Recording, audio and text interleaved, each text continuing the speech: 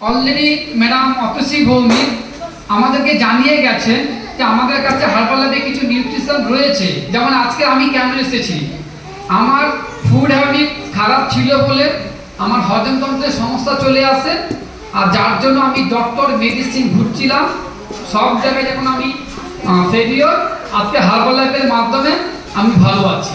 ওকে, হ্যাঁ চেঞ্জ কর। হ্যাঁ এটা সো আমাদের সবাইকে জানতে হবে, যদি আমরা এটা আমরা সবাই জানি, জানতে হবে কি আমরা সবাই জানি, কিন্তু আমরা আমাদের অভ্যাসগুলোকে পরিবর্তন করি না। সো আমরা যদি আমাদের অভ্যাসকে পরিবর্তন করি, সর্বোপরি আমাদের কি হবে, আমাদেরকে মেডিসিন খেতে হবে না, আমাদেরকে ডক্টর ভিজিট করতে হবে না, আমাদেরকে অ্যাম্বুলেন্সে করে হাসপাতালে যেতে হবে না, আমার জন্য কিছু মানুষের সময় দিতে হবে না।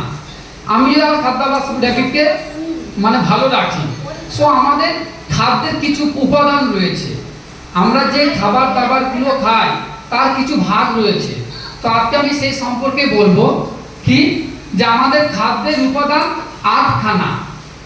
এটা আমরা সবাই জানি কি, যে আমাদের কার্বোহাইড্রেট দরকার আছে, কারণ কার্বোহাইড্রেট আমাদের শরীরে জ্বালানি শক্তি হিসেবে কাজ করে। আমাদের প্রোটিন দরকার আছে, কারণ প্রোটিন আমাদের মাসেল বিল্ড